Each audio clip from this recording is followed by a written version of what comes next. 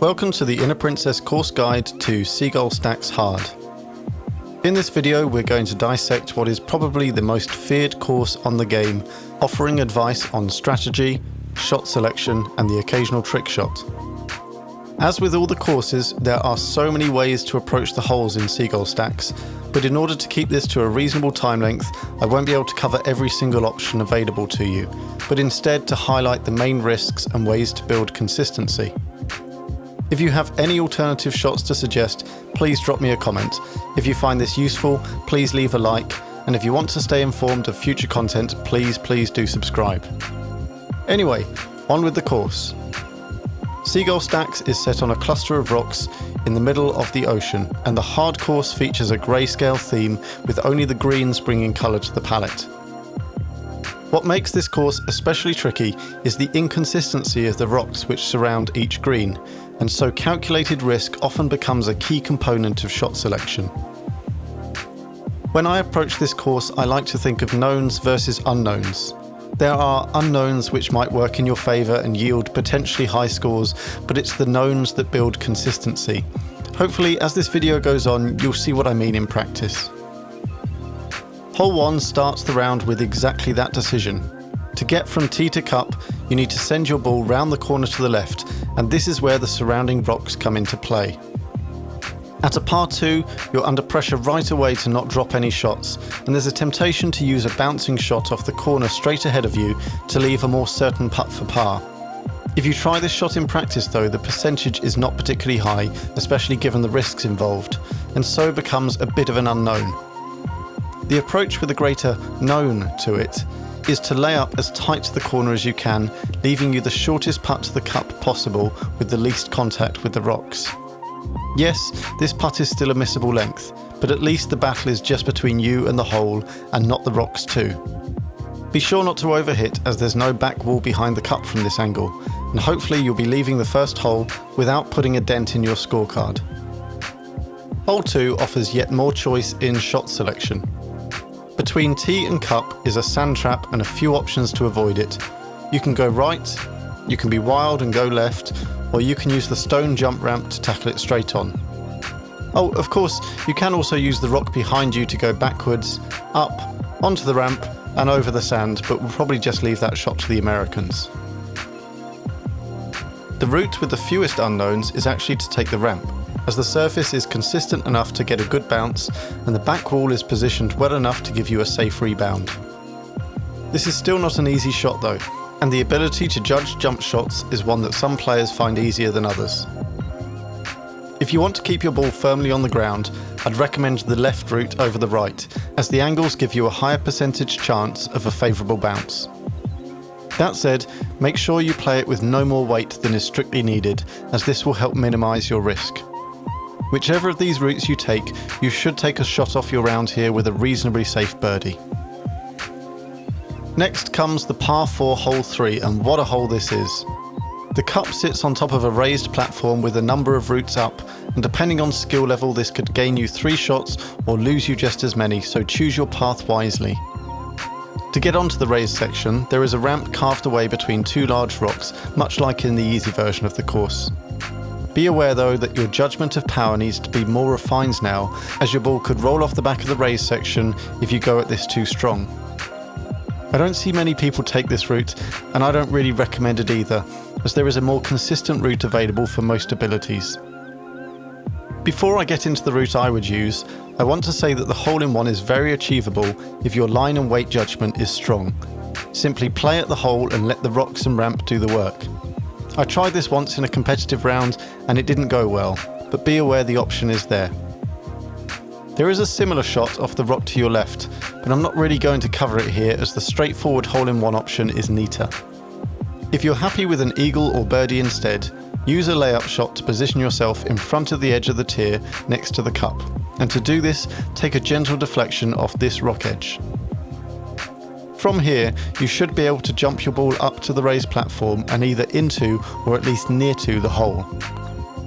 A note on the banked edge: you can't jump up every part of the edge, as the angle is steeper further round. So use this shading point to determine whether or not you've got the angle to make the jump. Hole 4 is a testing par 3 which features a leap from tee to green and no alternative route. With quite a substantial gap to clear, it's not an easy shot by any means, and one that I'd recommend working on in practice mode.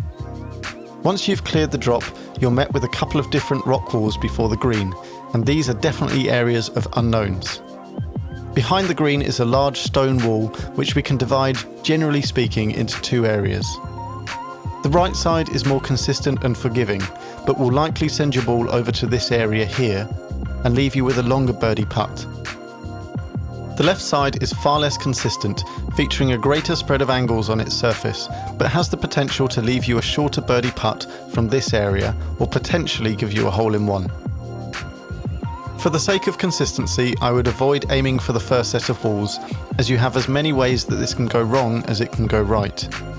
Instead, aim to bounce as close to the start of the green as you feel safe doing, and let your ball settle in sight of the cup. If you've taken the safer route to the right, you'll need to work harder for your birdie on the second shot, but it should still be very makeable. A quick note on drifting too far over to the right. You really don't want to find yourself tucked away in the corner, as there's a ball-sized gap in the perimeter rock wall, and you can either get stuck here, or worse, drop out of bounds. So here comes hole 5, and at this point, someone in your round is sure to declare, I either get this hole-in-one or I really struggle with it. And that's unfortunately just the nature of this layout. With 3 raised banks, one of which home to the hole itself, you've got to work with the curves to get to the cup. The outer rocks don't really come into play in a big way here, so the challenge is not one of knowns and unknowns. The difficulty here instead is that if you don't get your ball in the hole, there's only a very small platform surrounding it which you can come to rest on for that tap-in next shot. Hopefully, you will land the hole-in-one, which happens quite often in competitive rounds. But if you do find yourself at the base of the slope looking up, your best approach is to play with just enough weight to reach the top. Aim at the cup, allowing the slope to redirect your ball towards the back wall if you miss. This should increase your margin for error slightly and give you a higher chance of making the next shot if you happen to miss. At a par 4, you can still gain a stroke by missing the tee shot, rolling up but missing the second, and getting the tap in from there. So work on this 3-shot routine and don't panic. Up the steps and through the archway we reach hole 6, one of a handful of par 5s on this course. Play this right and you can pick up a good few strokes on your round, but you are at the mercy of these pesky rocks once again. Set around what looks like the ruins of a stone archway and a well, you need to get your ball beyond these feature obstacles using the surrounding corridors. Again, before we get into the sensible tactics, let's first address the show-off trick shot, which is to turn around and lob your ball up off the rock behind you, with a small but possible chance of landing somewhere closer to the hole than you started. Yes, it's fun, but don't worry if you get beaten once by someone that does this against you. There are just as many, if not more people, who have beaten that opponent when this didn't go to plan for them. Play the percentage game. Your first choice is left or right of the well, and to make a decision on this, we need to look at the routes and outcomes.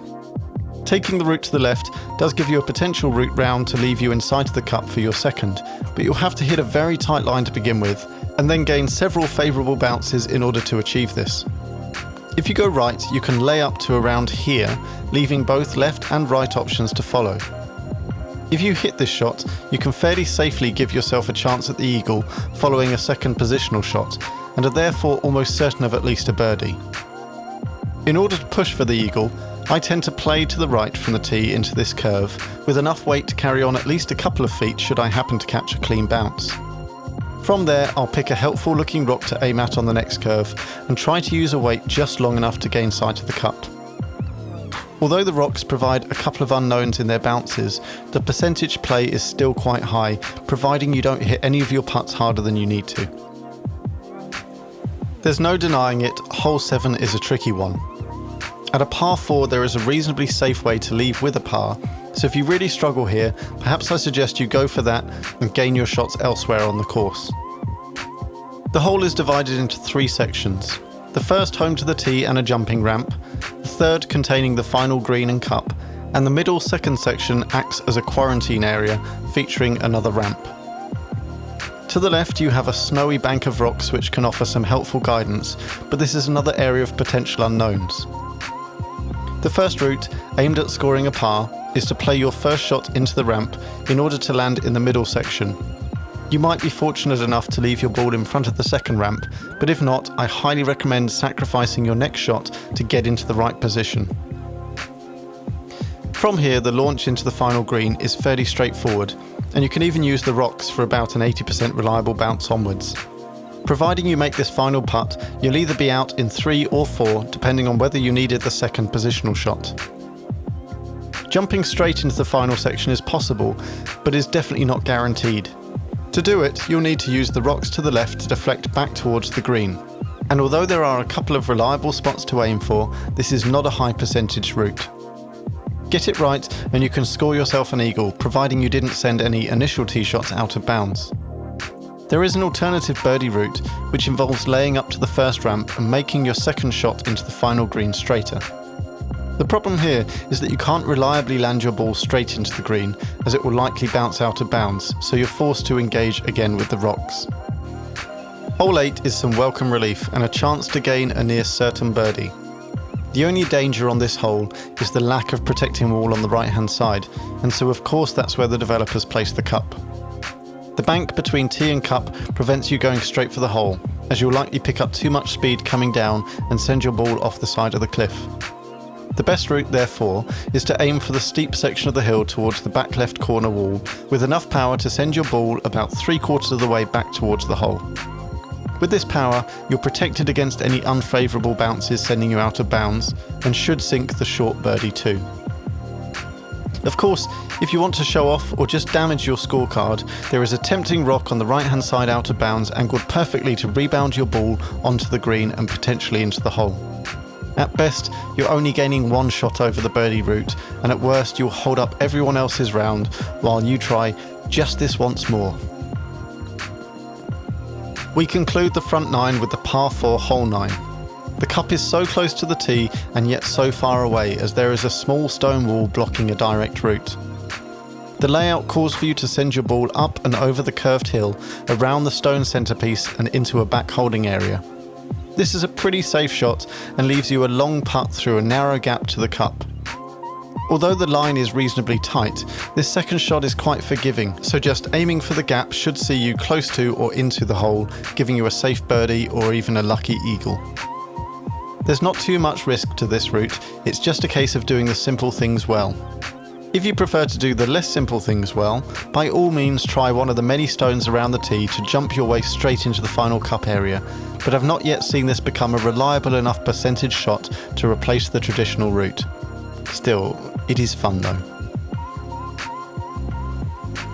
So that completes the front 9 of Seagull Stacks Hard, and with the right shot selection, you could be comfortably scoring -7 on these 9 holes, and even as low as -10 and beyond if you manage to hit some of the maybe shots. Remember, when navigating this course, that if a hole really gives you trouble, take the safest route to par you can and focus instead on doing the simple things well on the holes which only ask this of you for a birdie. I hope you found some of this guidance helpful, and I will of course next be working on the back 9. Apologies, the videos are spaced a little further out now. Life is definitely busier as lockdowns ease, but I'll try my best to keep them coming without too much delay. Please leave a like if you wanted to show support for the video, drop a comment below to share your thoughts, and subscribe for all future content. Thank you again for watching, and I look forward to seeing you on the course.